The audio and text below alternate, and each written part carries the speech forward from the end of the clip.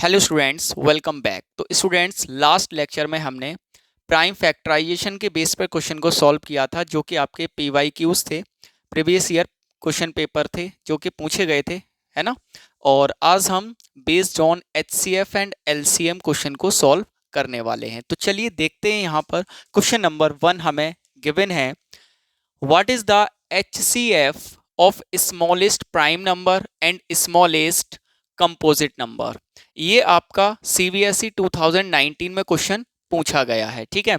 तो यहाँ पर एकदम से इजी क्वेश्चन है। यहाँ पर केवल दो चीजें आपको देखनी है कि स्मॉलेस्ट प्राइम नंबर क्या होता है और स्मॉलेस्ट कंपोजिट नंबर क्या होता है। तो प्राइम नंबर मैं बता चुका हूँ, फर्स्ट लेक्चर में हमने इसकी बात की थी आई थिंक, और इसमें बताया था कि प्राइम नंबर ऐसे नंबर होते हैं जो वन और इटसेल्फ के अलावा किसी और से डिवाइड नहीं होते, लाइक है जैसे 2, 3, 5, 7 dot dot dot so on. Okay. और यहाँ पर जो कंपोजिट नंबर मैंने बताए थे वो क्या बताए थे कि ऐसे नंबर जो वन और इटसेल्फ यानी स्वयं के अलावा किसी और से भी डिवाइड हो जाते हैं।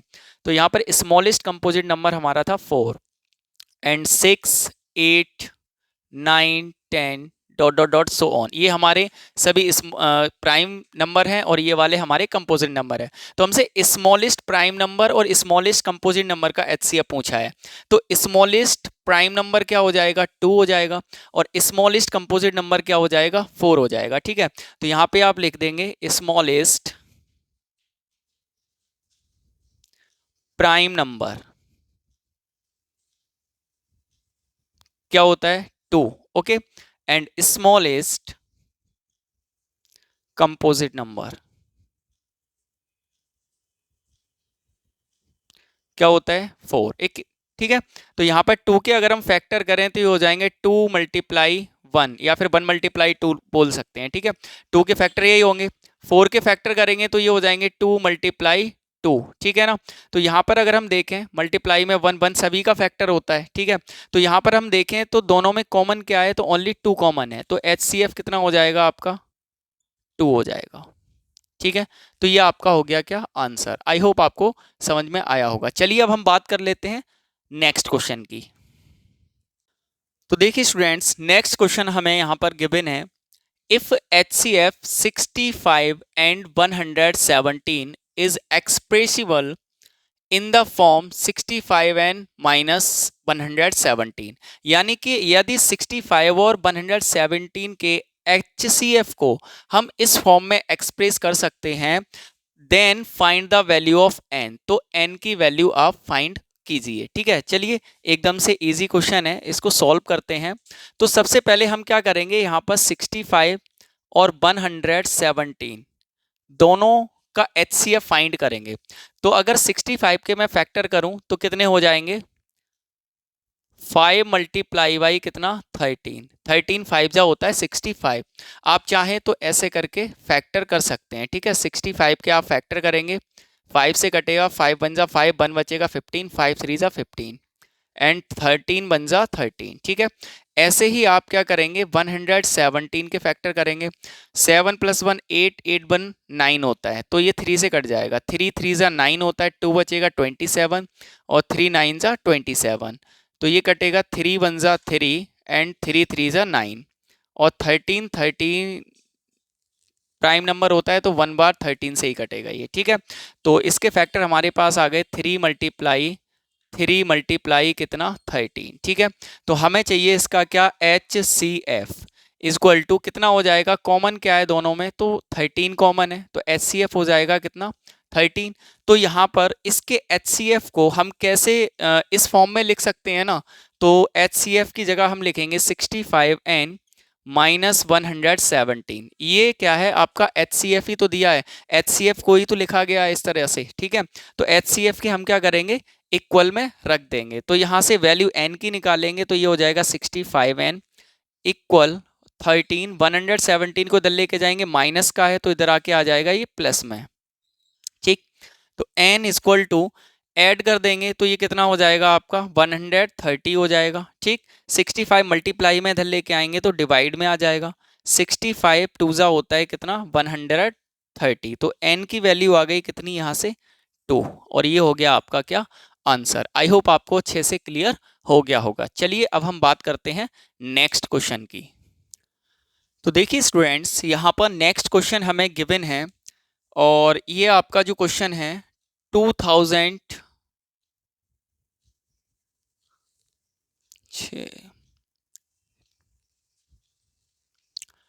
तो देखिए स्टूडेंट्स, आपको नेक्स्ट क्वेश्चन गिवन है यहाँ पर, जो कि आपका CBSE 2022 एंड 23 में पूछा गया है। ठीक है, लगातार पूछा गया है। तो क्वेश्चन क्या है देखते हैं। Find the least number which when divided by 12, 16 and 24 leaves remainder 7 in each case. यानी कि आपको क्या करना है, ऐसा लीस्ट नंबर फाइंड करना है जो इनसे इससे डिवाइड करने पर रिमाइंडर कितना बचे, 7। जब हम इन नंबरों से उस नंबर को डिवाइड करें तो 7 हमें क्या बच जाए, रिमाइंडर बच जाए। ठीक है ना। तो यहां पर एक चीज आपको याद रखनी है, पता है क्या, जब भी आपसे लीस्ट नंबर पूछे, ठीक है, या फिर मिनिमम नंबर पूछे, मिनिमम, ठीक है, तो आपको कुछ नहीं करना है, बस एलसीएम फाइंड करना है। ठीक है, लीस्ट नंबर पूछे तब भी एलसीएम फाइंड करना है, मिनिमम पूछ रहा है तब भी एलसीएम फाइंड करना है। ठीक है, और अगर मैक्सिमम पूछ रहा है, हाईएस्ट पूछ रहा है या मैक्सिमम पूछ रहा है, तो आपको एचसीएफ फाइंड करना है। ठीक है, तो यहां पर हमें क्या करना है, इन तीनों नंबर का क्या फाइंड करना है, एलसीएम फाइंड करना है। और एलसीएम फाइंड करने के बाद हम क्या करेंगे, 7 उसमें ऐड कर देंगे। ठीक है, क्योंकि एलसीएम तो इन सभी नंबरों से पूरा पूरा कट जाएगा। ठीक है, लेकिन हमें 7 रिमाइंडर चाहिए, तो उसमें हम 7 को ऐड कर देंगे। ठीक है, तो यहां पर ये हो जाएगा आपका सॉल्यूशन, लीस्ट नंबर क्या हो जाएगा, 12 प्लस 16 प्लस 24 और प्लस कितना, 7। ठीक है, तो इन सभी का एलसीएम अगर हम लेंगे तो एलसीएम निकाल सकते हैं आप, कितना हो जाएगा, 12, 16 और 24 का, तो ये हो जाएगा कितना, 48। ठीक है, प्लस कितना, 7। ठीक, अब इसमें ऐड करेंगे तो ये 15 और 50, तो ये आपका हो जाएगा 55।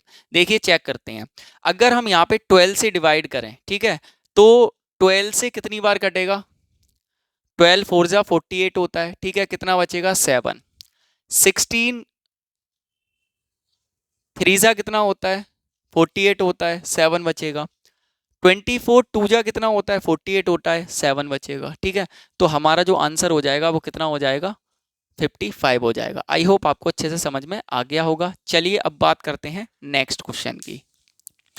तो देखिए स्टूडेंट्स, नेक्स्ट क्वेश्चन हमें गिवन है, जो कि आपका CBSE 2017 में पूछा गया है। ठीक है, चलिए क्वेश्चन देखते हैं क्या है। कह रहा है an army contingent of 678 soldiers, ठीक है, is to march behind an army band, यानी इतने सोल्जर्स का कॉन्टिंजेंट है, आर्मी बैंड के पीछे क्या कर रहा है, मार्च कर रहा है, of 36 members in a republic day parade. ठीक है, the two groups are to march in the same number of column, same number of column में मार्च कर रहे हैं। What is the maximum number of the column they can march, maximum number पूछा है column का जिसमें वो मार्च करेंगे। ठीक है, तो मैंने आपको क्या बताया था कि जब भी मैक्सिमम नंबर की बात आ जाए, विच मीन्स आपसे क्या पूछा है, HCF, highest common factor, maximum या हाईएस्ट नंबर पूछा है, विच मीन्स आपसे HCF पूछा है।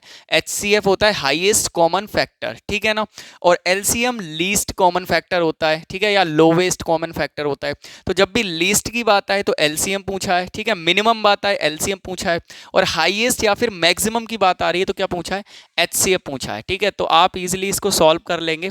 तो हमसे यहाँ पर 678 और 36 का क्या पूछा हुआ है, HCF पूछा है, तो आप फैक्टर कर लेंगे सिंपली, 678 के करेंगे, पीछे 8 है तो 2 से कट जाएगा, 2 3 जा 6, 2 3 जा 6, 1 बचेगा, 2 9 जा 18, 3 से कट करेंगे, 3 1 जा 3, 3 1 जा 3, 3 3 जा 9। ठीक है, अब बचा 100 कितना, 13, तो 113 जो है वो 113 से ही कटेगा, क्योंकि 113 क्या है, एक आपका प्राइम नंबर है। ठीक है, तो इसके फैक्टर हमने लिखे 2 × 3 × 113। ठीक, ऐसे ही हम क्या करेंगे, 36 के फैक्टर करेंगे, 2 से कटेगा, 2 वन ज़ा 2, 2 8 ज़ा 16, 2 9 ज़ा 18 एंड 3 3 ज़ा 9 और 3 वन ज़ा 3। तो इसके फैक्टर क्या हो गए, 2 मल्टीप्लाई 2 मल्टीप्लाई 3 मल्टीप्लाई 3। ठीक है, तो हमें HCF पूछा हुआ है, कितना हो जाएगा, एक तो ये कॉमन है और एक ये भी कॉमन है, और तो कुछ है नहीं है कॉमन। ठीक है,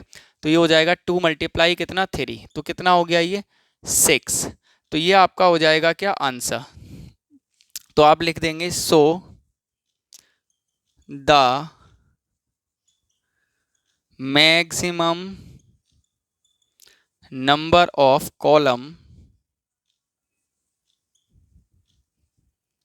ठीक है, यानी maximum number of column they can march, they can march equal to कितना 6। ठीक है, आई होप आपको अच्छे से समझ में आ गया होगा।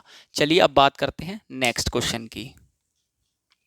तो देखिए स्टूडेंट्स, नेक्स्ट क्वेश्चन आपको गिवन है, यहाँ पे आ रहा होगा स्क्रीन पे, जिसमें दे रखा है on a morning walk 3 persons step off together and their steps measure 40 centimeter, 42 centimeter and 45 centimeter respectively. ठीक है, यानी कि मॉर्निंग वॉक पे 3 पर्सन जाते हैं, साथ में जाते हैं, जिनमें से एक जो है 40 सेंटीमीटर का स्टेप ले रहा है, दूसरा 42 सेंटीमीटर का ले रहा है और तीसरा 45 सेंटीमीटर का स्टेप ले रहा है। स्टेप ले रहा है विच मीन्स, जैसे कि सपोज करो ये आपका रोड है, ठीक है, यहाँ पर एक व्यक्ति चल रहा है, ये 40 सेंटीमीटर तक स्टेप ले रहा है, ये 40 सेंटीमीटर। ठीक है, एंड यहीं पर एक दूसरा व्यक्ति भी चल रहा है, ठीक है, वो यहाँ पे क्या कर रहा है 42 सेंटीमीटर का स्टेप ले रहा है। ठीक है, डिस्टेंस ज़्यादा है, और यहीं पे थर्ड पर्सन भी चल रहा है जो कि 45 सेंटीमीटर का स्टेप ले रहा है। ठीक है ना, इस तरीके से बराबर से ही चल रहे हैं ये। ठीक है, ये आगे पीछे मैंने दिखाने के लिए बना दिए, बराबर से ही चल रहे हैं तीनों।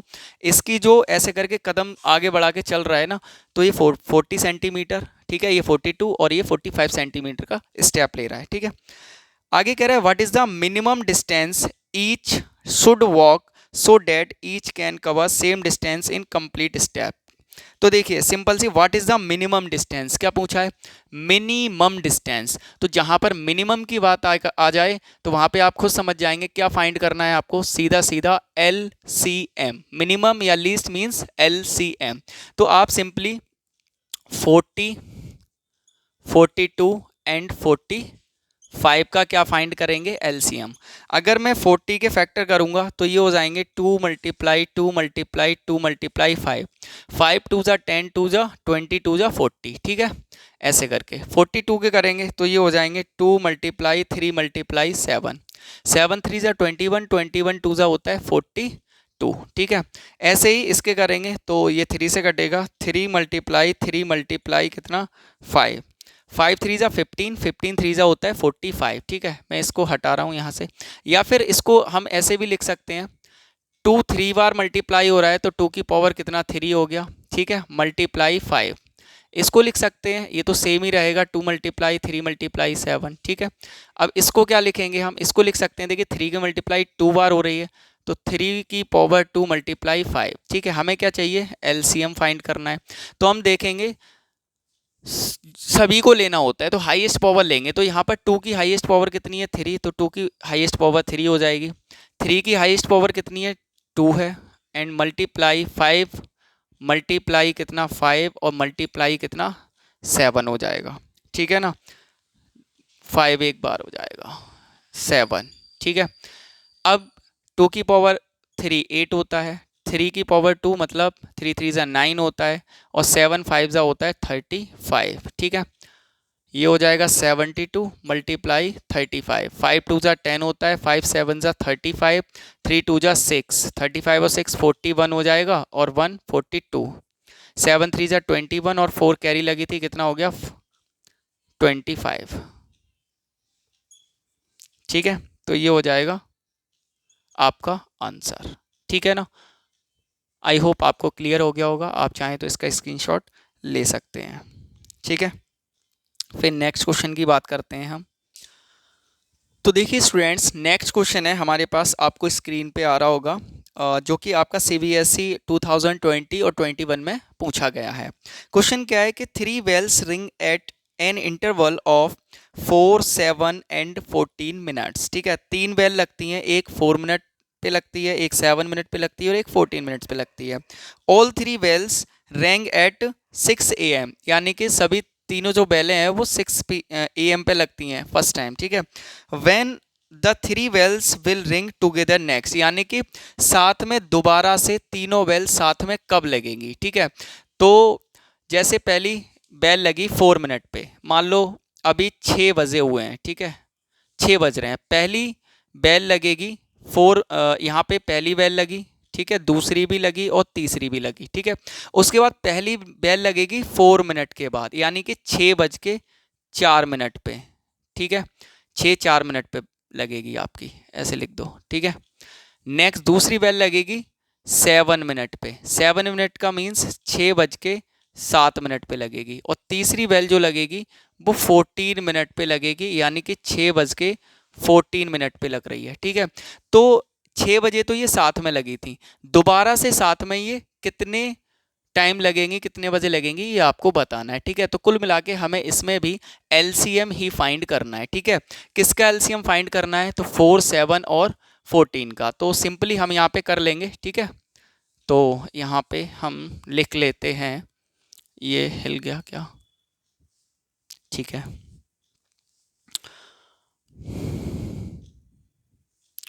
तो हम यहाँ पे लिख लेंगे, let us first right the prime factorization, the prime factorization of कितना था, 4, 7 एंड 14। ठीक है, तो 4 के फैक्टर करेंगे, 7 के करेंगे और 14 के करेंगे। ठीक है ना, तो अगर हम 4 के करेंगे तो 2 × 2 होता है, सीधा सीधा है, आपको पता है। 7 के करेंगे 7 × 1 होता है, और इसके करेंगे तो ये हो जाएगा 2 × कितना, 7। ठीक है, तो हमें चाहिए क्या, एलसीएम। तो इसका एलसीएम क्या हो जाएगा, तो यहाँ पर 2 की पावर कितना है, 2 है, तो 2 की पावर 2 ले लेंगे। ठीक है, मल्टीप्लाई कितना हो जाएगा, 7, तो ये हो जाएगा 2 की पावर 2 यानी 4, 2 का स्क्वायर होता है, मल्टीप्लाई 7, 7 4 जा कितना होगा, 28। ठीक है ना, तो 28 आपका आ गया इतने मिनट के बाद। ठीक है, 28 मिनट के बाद आपकी बेल लगेगी दोबारा साथ में। ठीक है ना, थस द 3 बेल, सेम लिख देंगे हम, 3 bells will ring together again at, starting में 6 बजे लगी थी ना, 6 बजे लगी थी तीनों साथ में, अब 28 मिनट के बाद लगेंगी, यानी कि 6:28 पर वो दोनों बेल दोबारा से क्या लगेंगी, साथ में लगेंगी, इतने AM पे लगी थी। ठीक है, AM 6:28 पे दोबारा से तीनों बेल साथ में लगेंगी। ठीक है, आई होप आपको अच्छे से क्लियर हो गया होगा, समझ में आ गया होगा। अगर आपका कोई भी डाउट रहता है तो आप हमें कमेंट सेक्शन में बता सकते हैं, उसका रिप्लाई आपको किया जाएगा। ठीक है, तो इस वीडियो में हम इतना ही रहने देते हैं और आगे का हम नेक्स्ट वीडियो में कवर करेंगे। तो मिलते हैं आपसे नए वीडियो के साथ, तब तक के लिए keep study and thank you so much.